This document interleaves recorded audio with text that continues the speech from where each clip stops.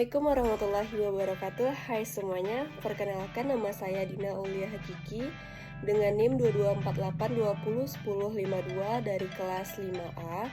Di sini saya akan menjelaskan tutorial cara pengolahan data dengan menggunakan SPSS. Langsung saja ke videonya.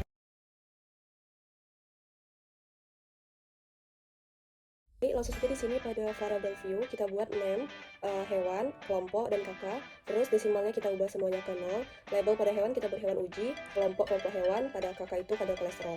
Dan pada value di kelompok kita buat value 1 kelompok negatif, value 2 kelompok positif, value 3 kelompok dosis rendah, value 4 kelompok dosis sedang, value 5 kelompok dosis tinggi. Langsung saja oke. Lalu langsung kita ke data view. Nah, di sini datanya sudah saya masukin semuanya, ada 30. Langsung yang pertama kita ujikan normality-nya dengan cara analyze, descriptive status, lalu explore. Nah, kita masukkan di sini kadar kolesterolnya ke dependent list, lalu kelompok hewannya ke factor list. Kita klik status, pastiin 95%, kita centang juga deskriptifnya, lalu kita continue dulu, lalu plot, kita centang normality-nya, continue, dan oke. Nah, di sini kita dapatin hasilnya, kita lihat pada test of normality-nya di Shapiro Wheel dan di signya ini. Didapatkan signya itu 0,804, yang artinya di sini besar daripada alfa dan memenuhi persyaratan.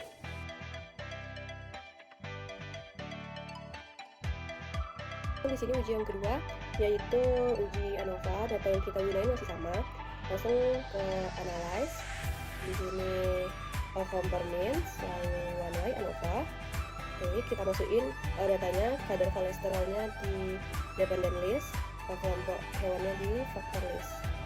Lalu tekan post hoc, kita centang LSD-nya, lalu continue, tekan option, lalu klik homogeneity-nya, continue, dan di sini oke.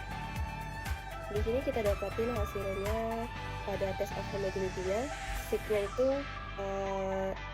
1,000 yang artinya besar dari alpha, dan ANOVA kita lihat signya itu 0,000 yang artinya kecil dari alpha, dan ada perbedaan.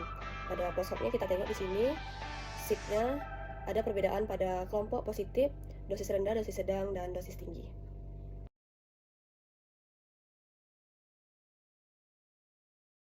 Oke, lanjutnya kita uji yang ketiga, yaitu Kruskal Wallis. Di sini kita transform dulu datanya dengan cara klik transform, lalu record into different variables. Lalu kakak ini kita ubah menjadi kakak 2, lalu kita ubah rank-nya dengan cara itu value 1 ranknya 90 sampai 119, value 2 itu ranknya 120 sampai 139, rank 3 itu value-nya high has 139, continue, lalu oke.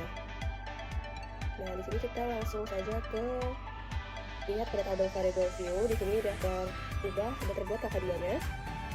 Kita ubah desimalnya menjadi 0, labelnya itu kategori kadar kolesterol. Nah, di value ini kita ubah value 1 itu rendah, value 2 sedang, value 3 tinggi, oke. Dan langsung saja kita ke data view untuk ujinya dengan cara klik analyze, lalu non-parametric test, legacy dialog, lalu key independent sample. Nah, di sini kita masukin kadar kolesterolnya ke test variable list, dan kelompok itu kita masukin ke grouping. Nah, kita lihat di sini minimumnya itu 1, maksimumnya 5. Continue, kita centang Kruskal Wallis-nya, lalu oke. Dan di sini kita dapatin hasil pada tabel tes statistiknya. Asimsik-nya itu yaitu 0,000, yang artinya di sini kecil daripada alfa dan ada perbedaan.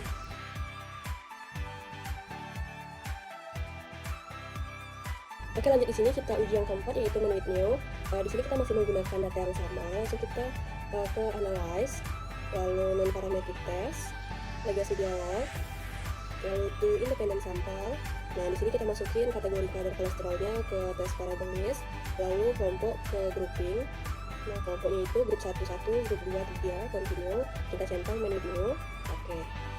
Nah, di sini kita dapatin hasilnya, yaitu signya 0,65 yang artinya lebih besar daripada kadar normal, yang artinya tidak ada perbedaan antara kelompok hewan uji.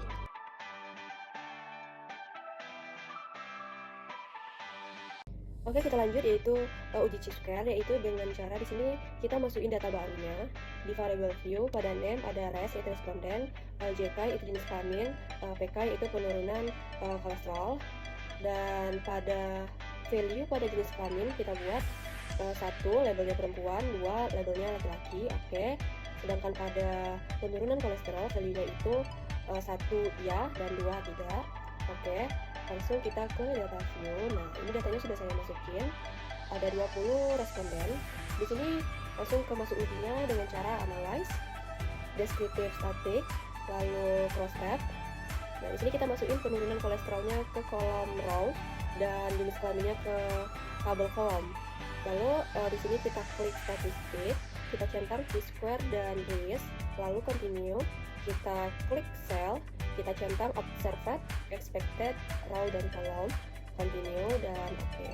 Nah, di sini bisa kita lihat hasilnya penurunan kadar kolesterolnya itu 100%, yang artinya normal, dan chi-square-nya bisa kita lihat pada Fish-Head Exact Test-nya itu 1, yang artinya data di atas alpha, artinya normal.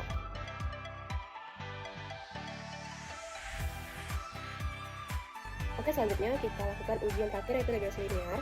Di sini dengan cara kita transform dulu datanya. Sebelumnya kita ini menggunakan data baru. Nah, di sini pada variabel V-nya di name kita letakkan konsentrasi, ABS ini absorbansi.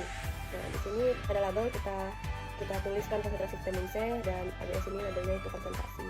Nah, kita transform dulu datanya dengan cara klik transform, lalu compute variabel.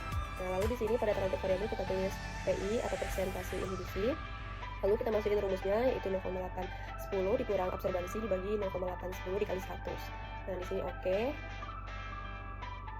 Nah, kita kembali ke data view-nya tadi. Nah, di sini kita dapatin persen inhibisinya secara otomatis.